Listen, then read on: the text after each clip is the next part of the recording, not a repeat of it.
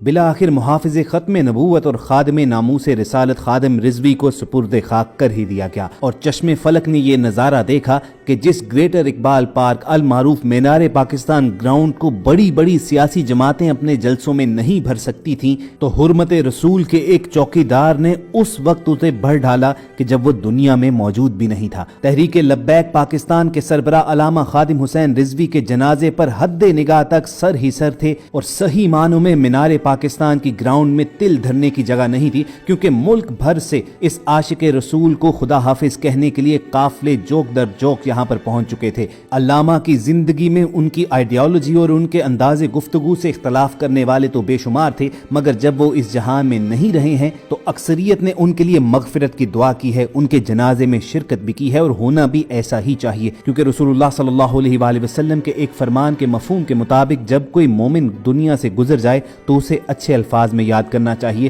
اس کی خامیوں کو نظر انداز کر دینا چاہیے، کیونکہ اس وقت اس کا معاملہ اللہ کے سپرد ہو چکا ہوتا ہے۔ خادم حسین رضوی اپنی زندگی میں تو لوگوں کو اپنی تقریر سننے کے لیے کھینچ لاتے تھے، مگر اس جہاں سے گزر جانے کے بعد بھی لوگ ان کے دیدار کے لیے ملک بھر سے کھنچے چلے آئے، اور یہ اس بات کی شاہد ہے کہ ان کی باتوں کو قبول عام کی سند تو حاصل ہی تھی، اور گمان یہی کرنا چاہیے کہ اللہ تعالیٰ نے بھی ان کی ایفرٹس کو قبول کیا ہے، تبھی جا کر انہیں یوں لوگوں کے دلوں میں جگہ ملی ہے۔ تحریک لبیک پاکستان کے سربراہ علامہ خادم حسین رضوی کے انتقال پر پورا ملک غم میں ڈوبا رہا، کارکن غم زدہ رہے۔ آخری دیدار کے لیے ملک بھر سے کارکن ان کی رہائش گاہ پر پہنچے۔ خادم حسین رضوی کا جسد خاکی اسکیم موڈ چوک یتیم خانہ میں واقع مسجد سے ملحقہ ان کے گھر میں رکھا گیا تھا۔ مسجد اور علاقے میں سیکیورٹی کے سخت ترین انتظامات کیے گئے تھے اور بھاری نفری تعینات تھی۔ لوگ اتنی بڑی تعداد میں ان کا آخری دیدار کرنے کے لیے پہنچے تھے کہ اس علاقے کی دو رویہ سڑک کو بھی ٹریفک کے لیے مکمل طور پر بند کر دیا گیا، مگر اس دوران اورنج لائن میٹرو ٹرین بند نہیں کی گئی تاکہ ان کے جنازے میں اور ان کا آخری دیدار کرنے کی خواہش رکھنے والے بآسانی اس علاقے میں پہنچ سکیں۔ مسجد کے باہر خادم حسین رضوی کے چاہنے والوں کی ایک بڑی تعداد تمام وقت موجود رہی،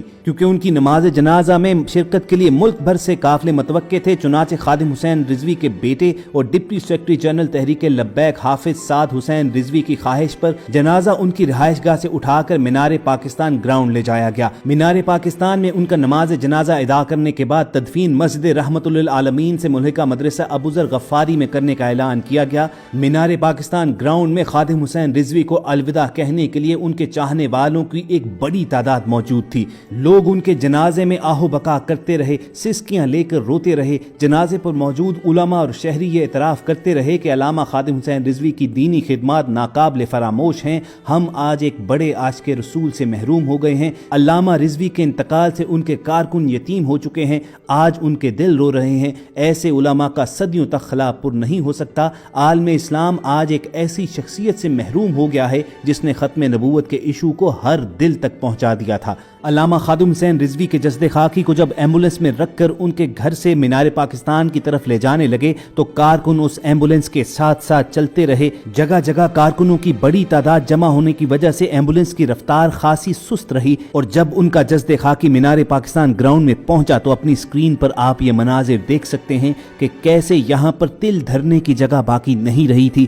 جس جانب نگاہ ڈالی جاتی تھی انسانوں کے سر ہی سر موجود تھے۔ مینار پاکستان گراؤنڈ تو رہا ایک طرف، اس علاقے سے ملحقہ اوور ہیڈ برج پر بھی لوگ قطاریں بنا کر کھڑے تھے اور علامہ خادم حسین رضوی کو الوداع کہنے کے لیے ملک بھر سے آئے ہوئے تھے۔ اس موقع پر سیکیورٹی انتظامات کے لیے لاہور پولیس نے خصوصی پلان تشکیل دیا تھا۔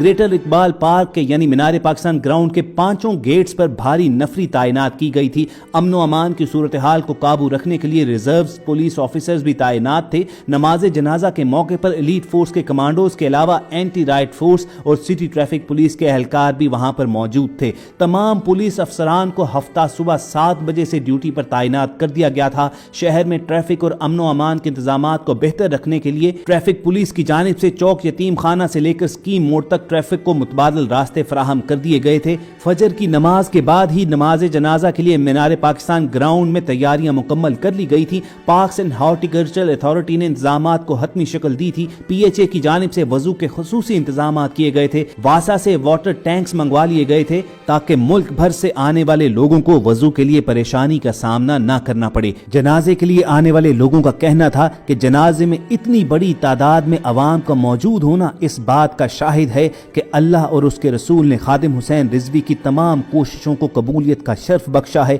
खत्म नबूवत के लिए और तहफ़्फ़ुज़ नामूस रिसालत के लिए वो सड़कों पर जो मारे मारे फिरते थे तो अल्लाह ने इनाम के तौर पर उन्हें इस दुनिया में भी सुरखरू किया है और आखिरत में भी इनाम से नवाजेगा। अल्लामा खादिम रिजवी के चाहने वालों को कहना था कि ये उनके वली होने की एक दलील भी है और उनकी एक करामत भी है कि बगैर किसी हुकूमती सरपरस्ती के, बगैर किसी सियासी पार्टी के पुष्ट पनाही के इतनी बड़ी तादाद में अवाम उन्हें अलविदा कहने और उनकी नमाज जनाजा और दुआए मगफिरत में शिरकत के लिए मुल्क भर से यहाँ पर पहुंची है। जब किसी जमात का लीडर जिंदा होता है तो लोग उसे सुनने के लिए तो आ ही जाते हैं, लेकिन किसी जमात का लीडर गुजर जाए और उसे यूं अलविदा कहने के लिए उसके चाहने वाले टूट पड़े तो ये किसी जिंदा करामत से कम नहीं है। लोगों का कहना था कि जनाजे ही फैसला करते हैं कि दिलों पर किसकी हुक्मरानी रही है और लोग किसकी बातों को मानते हैं। बहरहाल ख़वातीनो हज़रात, 100 बातों की एक बात जरूर है कि खादिम हुसैन रिजवी के नजरियात और उनके अंदाज़े गुफ्तगू से कोई चाहे कितना भी शदीद इख्तलाफ रखे,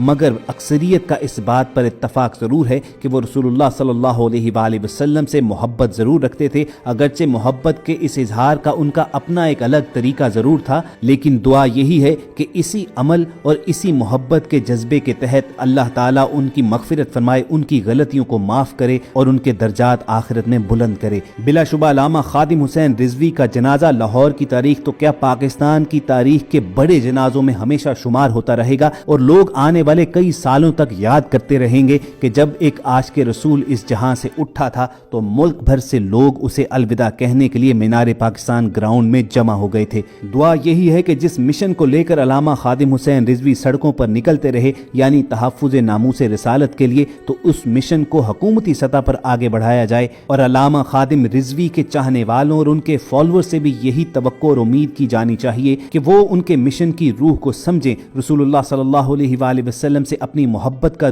बिल्कुल इजहार करें, तहफ़्फ़ुज़ नामूस रिसालत के लिए बिल्कुल निकलें, मगर तशद्दुद का रास्ता ना अपनाएं, लोगों के रास्ते ना बंद करें। अल्लामा खादिम हुसैन रिजवी इस जहां में नहीं रहे तो उनके गुजर जाने के बाद उनके मिशन को बेहतर अंदाज में आगे बढ़ाया जाए, जो उसमें जरा बराबर खामियां मौजूद थीं तो उनको दूर कर दिया जाए। रही ये बात कि खादिम हुसैन रिजवी के इस दुनिया से गुजर जाने के बाद अब इस मिशन को आगे कौन बढ़ाएगा, तो इस बात की फिक्र ना कीजिए, क्योंकि शमे रसालत के परवानों में कभी कमी नहीं आती है। अल्लाह ताला तहफ़्फ़ुज़ नामूस रिसालत की खातिर हमेशा बंदोबस्त करता रहता है। कोई ना कोई मर्द मुजाहिद दोबारा उठेगा। मुसलमानों के आका हज़रत मोहम्मद सल्लल्लाहु अलैहि वसल्लम की नामूस के तहफ़्फ़ुज़ के लिए आवाज़ हमेशा गूंजती रहेगी। और खादिम हुसैन रिजवी बेशक फौत हो चुके हैं, मगर उनके अफकार कुफ्र के ऐवानों में लर्जा तारी करते रहेंगे। तो ख़वातीन हज़रात, ये थी अल्लामा खादिम हुसैन रिजवी के सफ़र आखिरत के मनाजिर और तफासील जो हम सब ने आपके सामने रख दी हैं। कोशिश होगी कि इस हवाले से वक्तन फ़वक्तन आपको अपडेट करते रहें, और अगर आप ये अपडेट्स हासिल करना चाहते हैं तो रेड बटन पर क्लिक करके और बेल आइकॉन को प्रेस करके हम सबके सब्सक्राइबर्स बनना मत भूलिए।